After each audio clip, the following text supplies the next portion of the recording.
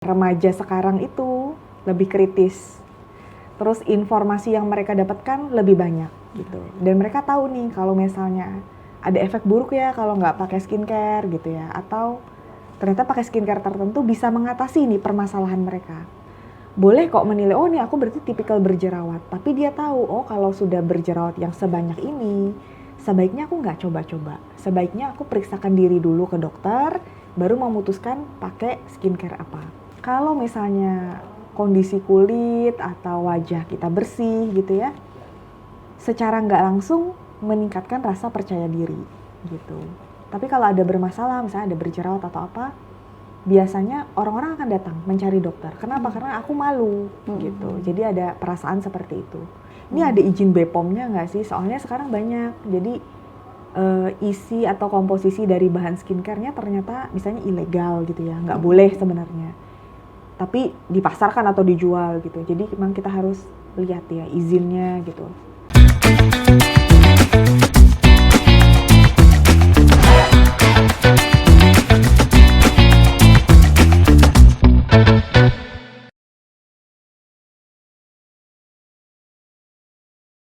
Halo Tribuners, kembali lagi di podcast Cakap Sana, Cakap Sini. Dan saya Nurika Anissa, kali ini ditemani dengan tamu spesial dari Skinda Korean Aesthetic Clinic, sekaligus dokter spesialis dermatologi, yaitu Dr. Agnes Tasya Valentin. Halo dokter, Halo, apa kabar? baik. Oke dokter, kita ketemu lagi nih, tapi Iya. kali ini pembahasannya beda dok. Oke. Sekarang lebih ke remaja nih. Jadi Tribuners, kita ingin membahas, saya dan Dr. Agnes ingin membahas tentang kesehatan kulit atau maupun mengenalkan skincare ya untuk anak-anak remaja, seperti seberapa penting sih anak muda sekarang tuh biar lebih aware, biar lebih ngerti kondisi kulitnya sama kesehatan kulitnya dengan cara yang tepat memilih skincare, seperti itu ya dok ya? Iya. Nah, kalau untuk dari Dr. Agnes sendiri, kenapa sih dok anak muda itu harus ngerti skincare, harus kenal kondisi kulitnya itu seperti apa sih dok? Jadi sebenarnya kalau untuk usia remaja itu justru kebanyakan saya dapatnya feedback dari pasien gitu. Jadi saya kan sering edukasi ya, cuman biasanya kebanyakan kan orang dewasa gitu ya, atau orang tua yang bawa anaknya misalnya ada keluhan atau kondisi kulit. Tapi kalau remaja, karena dia itu merasa bahwa ya terjadi banyak perubahan gitu ya, perubahan kondisi kulit gitu ya, pengaruh psikologis dan mental juga. Terus ada perubahan nih, dulu nggak berjerawat jadi berjerawat.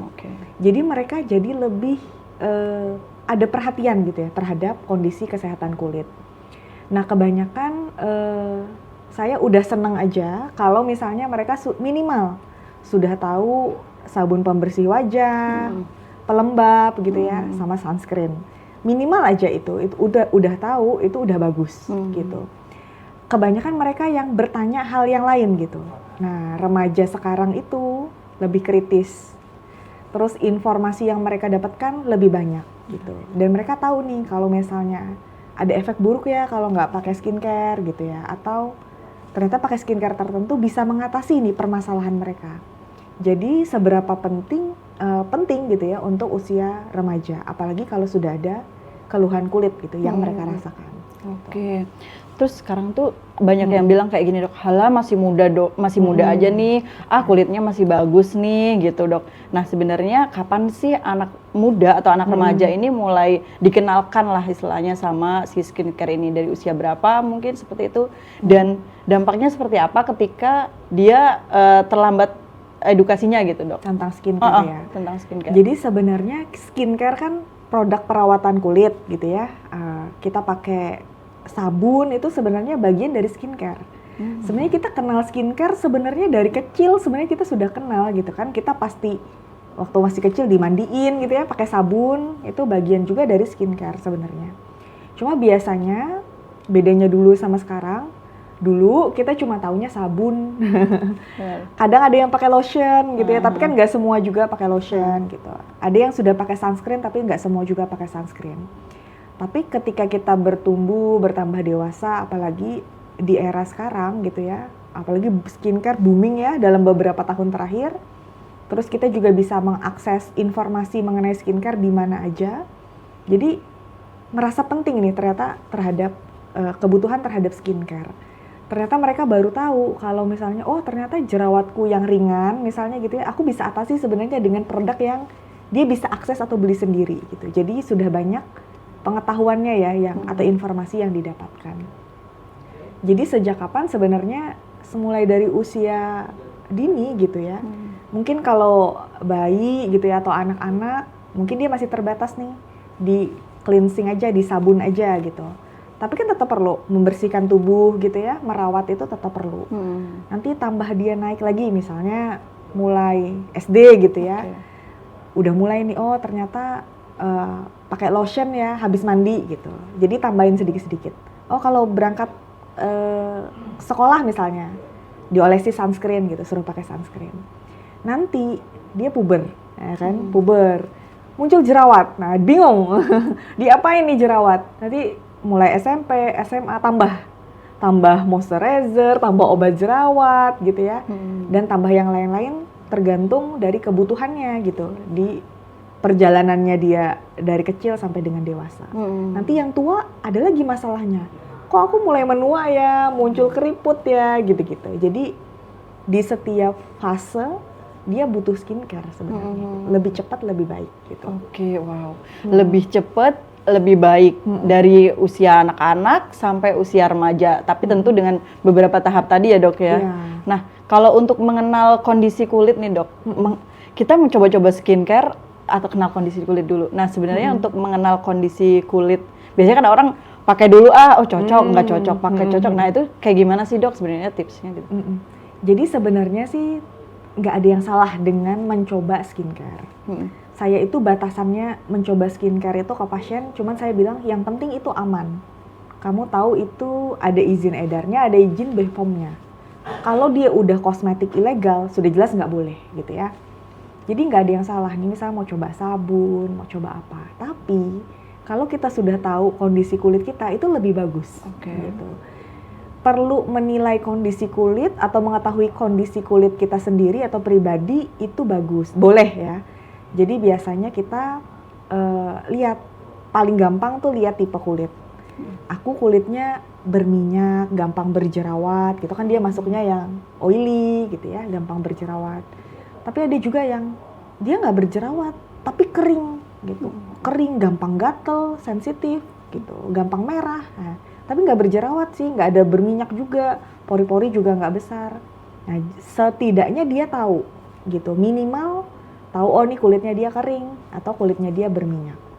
Terus dia aware, misal, oh ini jerawat 1-2 itu masih normal. Kalau perempuan misalnya pas mau menstruasi gitu ya, atau laki-laki juga tapi sudah puber gitu, suaranya mulai berubah, muncul jerawat. Kalau masih jumlahnya 1-2 tadi ya, itu masih normal. Kapan dia oh ini sudah nggak normal? Ketika jumlahnya udah banyak, gitu ya. Banyak tuh berapa ya? Maksudnya sudah mulai mengganggu ya di wajah, kelihatan mengganggu, pakai skincare harian nggak bisa. Nah itu boleh, kayak gitu kita self assessment sebenarnya namanya. Boleh kok menilai, oh ini aku berarti tipikal berjerawat. Tapi dia tahu, oh kalau sudah berjerawat yang sebanyak ini, sebaiknya aku nggak coba-coba. Sebaiknya aku periksakan diri dulu ke dokter, baru memutuskan pakai skincare apa. Kalau yang dia ringan atau cenderung tidak ada keluhan, boleh sebenarnya dia sesuaikan aja skincare-nya dengan kondisi kulitnya tadi. Misal kulit kering, ada tuh sabun yang misalnya untuk kulit kering gitu, itu boleh digunakan. Oke, jadi kenal dulu dengan kondisi kulitnya, dengan tipe kulitnya, sama masalahnya ya dok ya. Baru kita boleh nih sambil keperawatan kulit, sambil lalu juga konsultasi dengan dokter. Tapi kalau untuk yang basicnya nih dok, untuk basic skincare-nya, apakah juga tadi disebutkan produk A untuk berjerawat, produk untuk oily dan sebagainya. Secara untuk basic skincare-nya berarti juga akan mempengaruhi pemilihan produknya juga ya dok ya? Jadi biasanya sih kalau di pasaran ya secara umum, biasanya mereka bagi paling tidak ya, satu merek skincare itu pasti punya produk untuk kulit berminyak dan berjerawat, sama yang kulitnya kering atau sensitif. Minimal dia biasanya bagi 2. Tapi ada nggak yang banyak ya tipenya banyak, ada juga misalnya untuk yang kulit anti aging gitu ya, untuk yang kulit menua gitu ya, atau usia di atas 30 tahun, ada juga dia khususkan skincare-nya.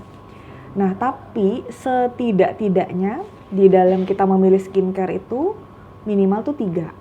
Satu, cleanser atau pembersih atau sabun kita bilangnya. Yang kedua, moisturizer gitu. Jadi setelah disabuni, dibersihkan, kita kembalikan lagi ke lembapannya gitu. Jadi pakai moisturizer. Baru yang terakhir sunscreen kalau selama ada sinar matahari ya. Kalau malam hari tidak perlu gunakan sunscreen. Jadi sunscreen gunanya untuk memproteksi dari sinar matahari. Jadi dibersihkan, dilembabkan tadi ya, dikembalikan ke lembapan alami kulitnya, baru dia diproteksi. Nah, nanti tuh muncul cabangnya dari 3 ini. Nanti denger lagi ada namanya micellar water. Benar. Ada namanya serum, ada namanya essence gitu ya. Terus ada lagi macam-macam make up remover.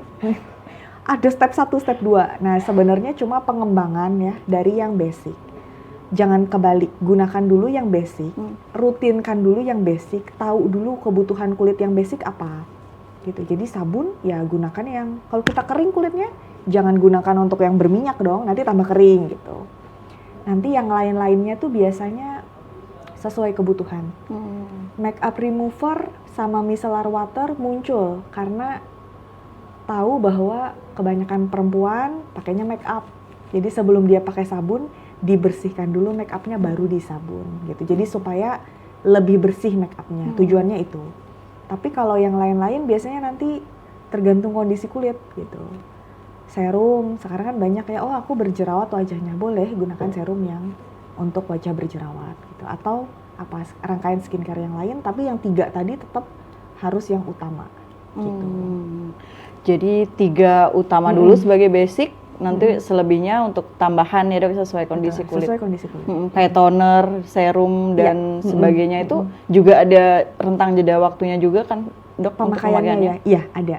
Jadi kalau misalnya, oh ada, tapi aku pakai toner loh dok, nggak apa-apa. Yang penting yang 3 tadi jangan dihilangkan gitu. Jadi pakai toner tapi nggak pakai sunscreen, ya jangan gitu. Yang 3 tadi dulu, kalau misalnya kamu mau tambahin toner boleh, sesuai kondisi kulit ya gitu. Dan tahu sebenarnya fungsinya toner itu apa gitu.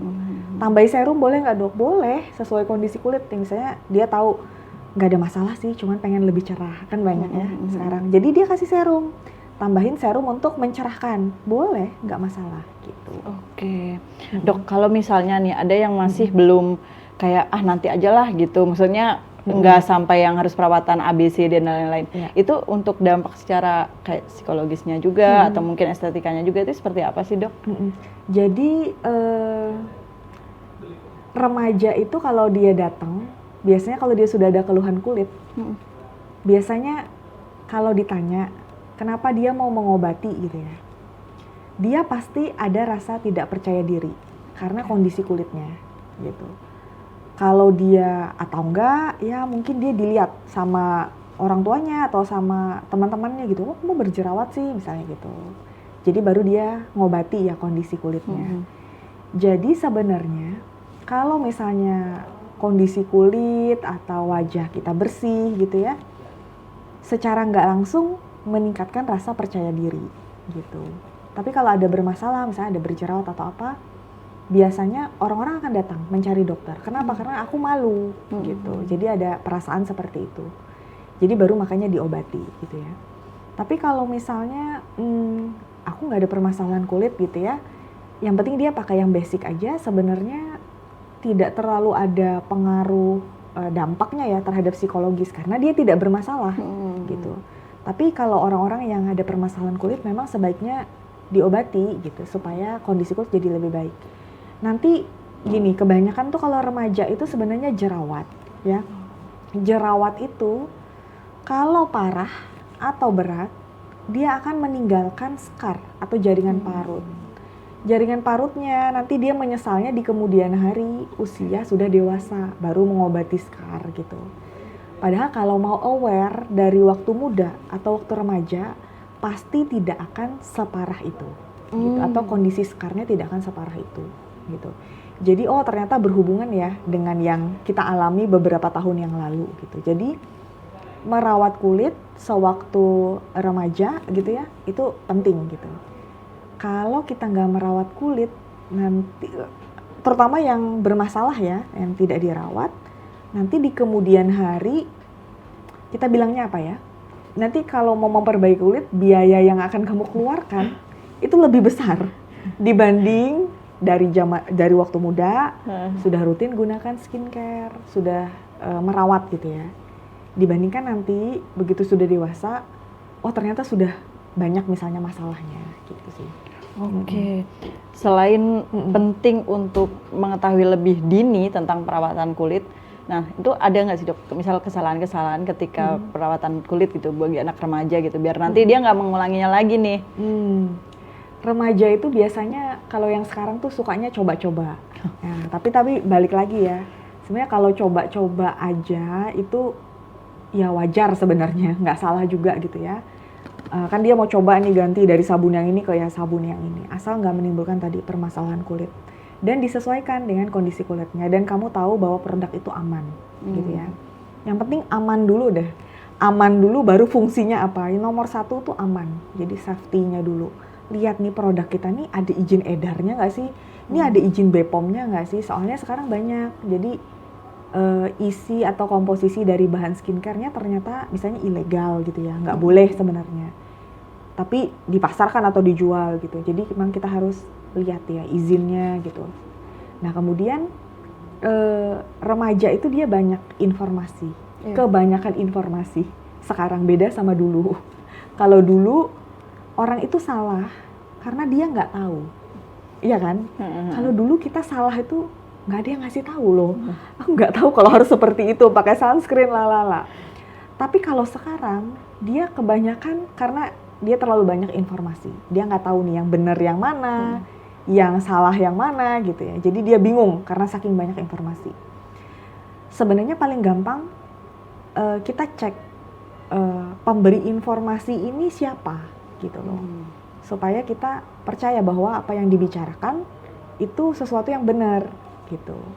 Tentunya lebih harus kita percayai adalah orang-orang yang memang misalnya dokter gitu ya, yang memang dia punya background pendidikan gitu ya, atau dia punya sekolah gitu ya yang dia pelajari secara khusus memang di bidang itu gitu. Jadi dia ketika dia bicara dia sudah ada ilmunya gitu. Tapi emang nggak boleh dok mendengarkan yang lain-lain, influencer atau apa. Boleh gitu, cuman harus di-filter gitu. Tidak semua itu benar gitu. Harus cross check. Intinya harus cross check, jangan ditelan mentah-mentah kalau informasi. Terus kalau remaja itu biasanya apa ya kesalahannya?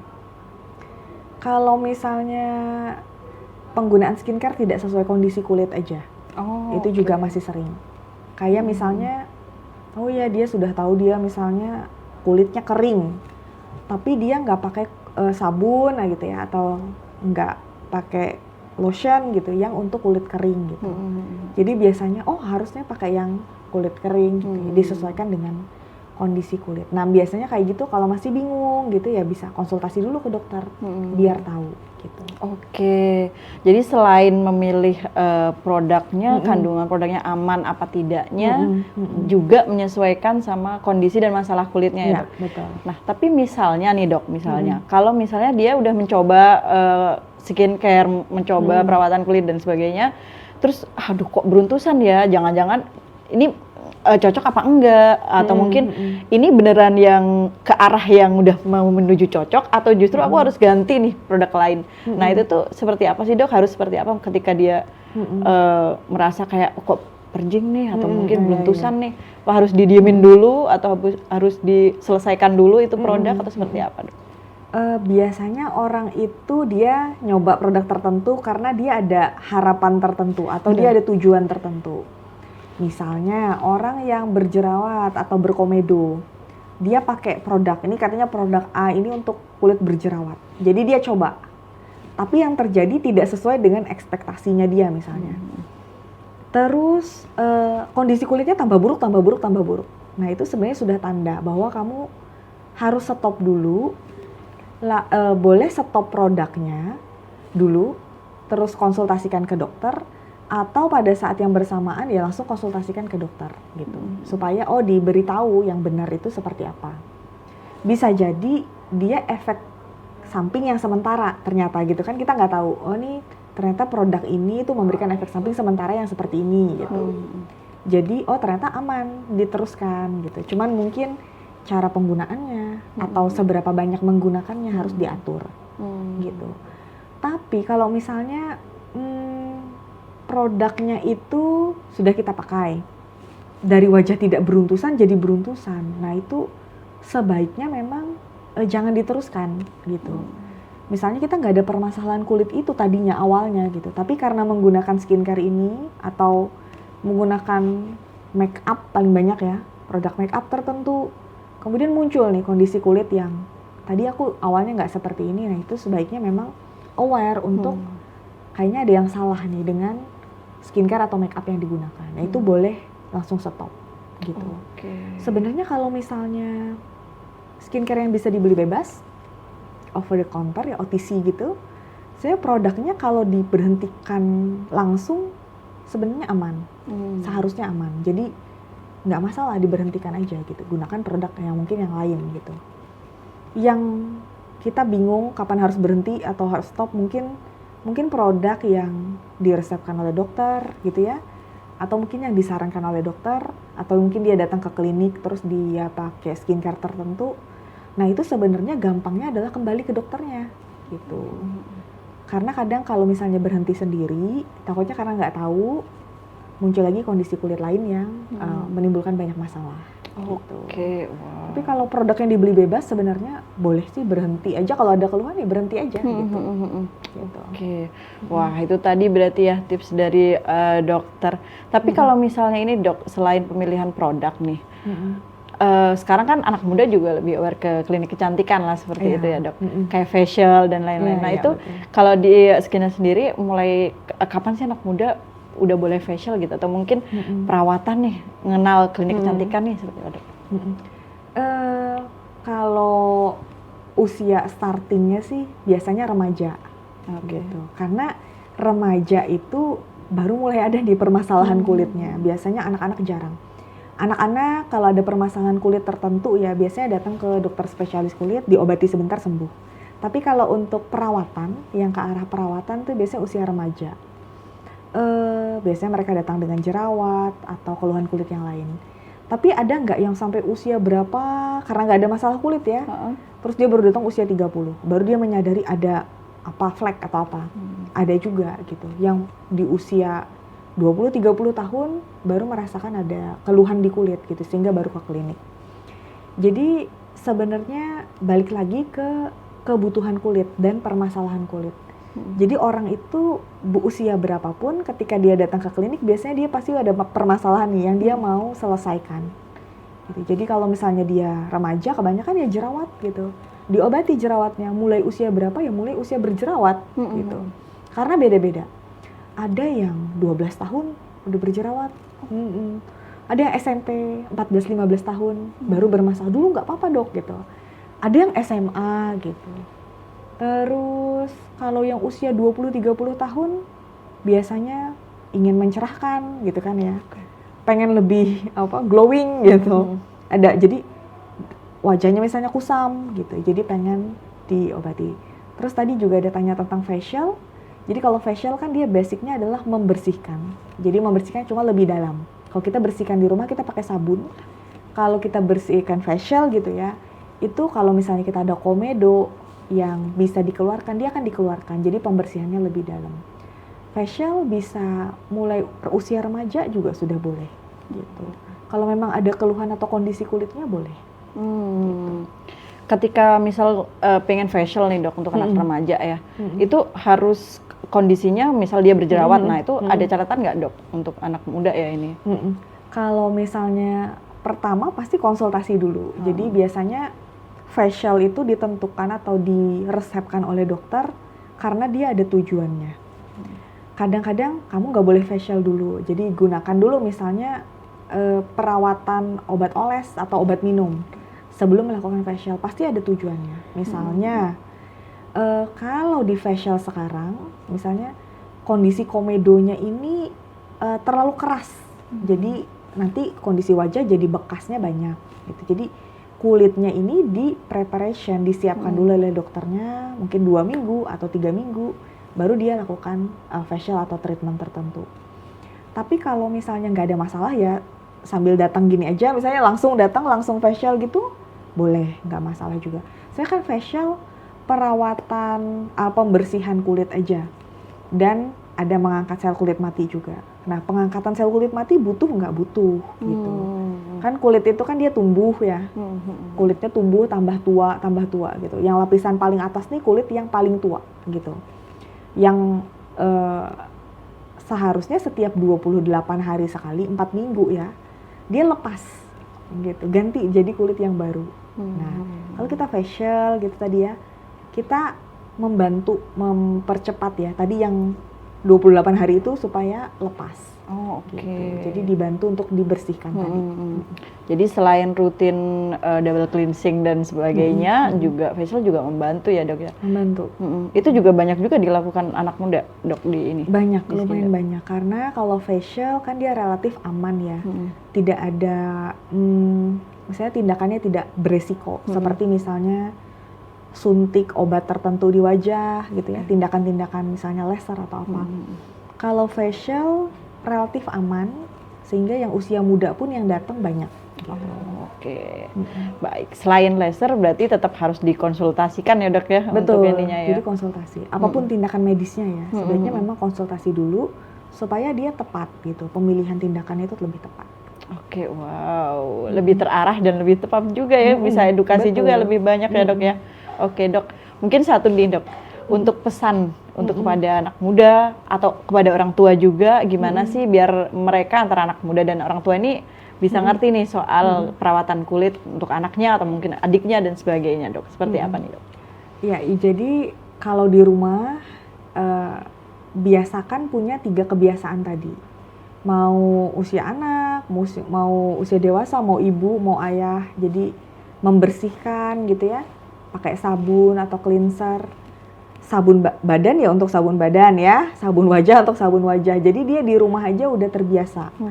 Terus dia pakai pelembab, pakai moisturizer untuk wajah gitu ya. Untuk badan bisa pakai lotion gitu.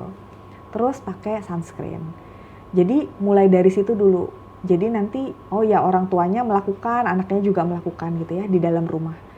Tapi nanti kan tadi saya bilang setiap usia itu dia bisa punya permasalahan kulit yang spesifik di usia itu aja, sehingga mungkin dia perlu perawatan.